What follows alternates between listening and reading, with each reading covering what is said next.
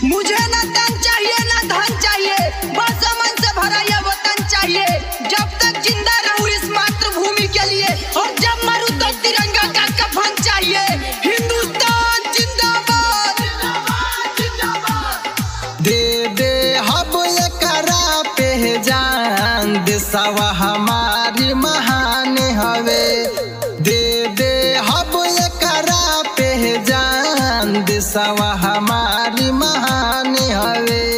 लिहाना पंगा तीन रंग तिरंगा, लिहाना पंगा तीन रंग तिरंगा, भारत के पहचान हवे।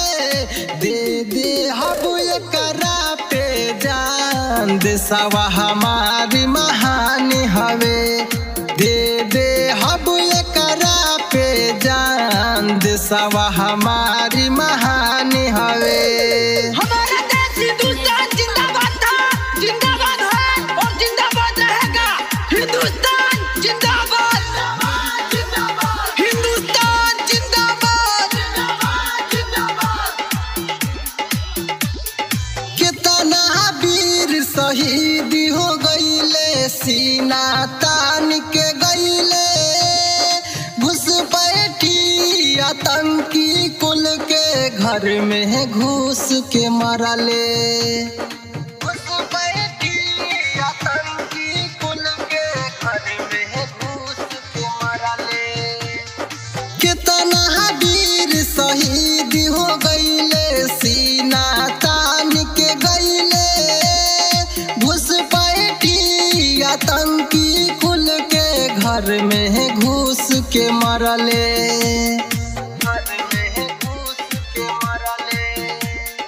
हर एक बच्चा बच्चा तो देशवा के अपने शान हवे।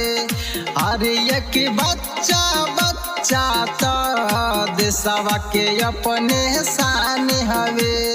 लिहाना पंगा तीन रंग तिरंगा, लिहाना पंगा तीन रंग तिरंगा, भारत के पहचान हवे। दे दे हब एकरा पे जान, देशवा हमारी महान हवे। दे दे हब एकरा पे जान, देशवा हमारी महान हवे। हमें गर्व है, हम भारत के वासी हैं। अरे तुम जैसे गद्दार हमारे देश को क्या बर्बाद कर पाएंगे? चीर देंगे, फोड़ देंगे। एक दिन ऐसा आएगा कि पूरे विश्व में तिरंगा झंडा गाड़ देंगे। हिंदुस्तान जिंदाबाद, जिंदाबाद, जिंदाबाद।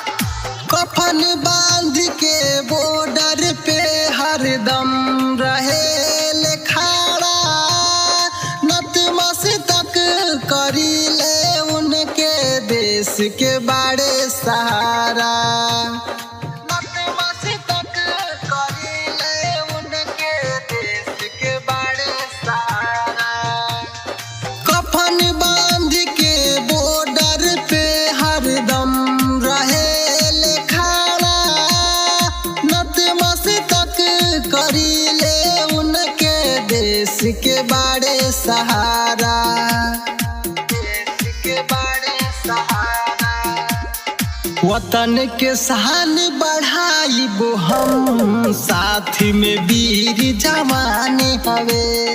वतन के शान बढ़ाइबो हम, साथ में वीर जवान हवे।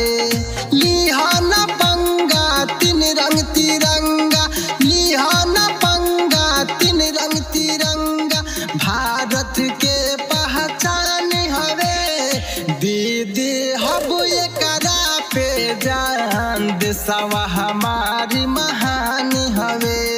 दे दे हब एकरा पे जान, देशवा हमारी महान हवे। कोई माई का लाल जन्म नहीं लिया आज तक जो हमें गुलाम बनाएगा।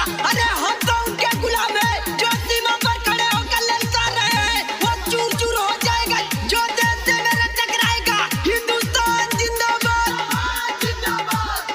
राजेश दीवाना हई हम, प्यार देबो तो प्यार देहब। देश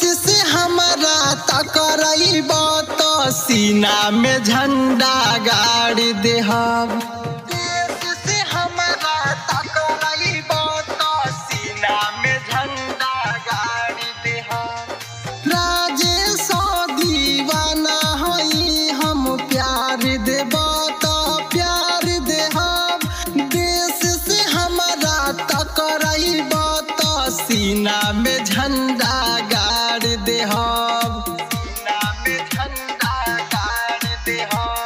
शिवम सागर जौनपुरिया से हमके मिलल सम्मान हवे। शिवम सागर जौनपुरिया से हमके मिलल सम्मान हवे। लिहाना पंगा तीन रंग तिरंगा, लिहाना पंगा तीन रंग तिरंगा, भारत के पहचान हवे। दे दे हब एकरा पे जान, देशवा हमारी महान हवे। दे दे हब एकरा पे जान, देशवा हमारी महान हवे। रिया स्टूडियो।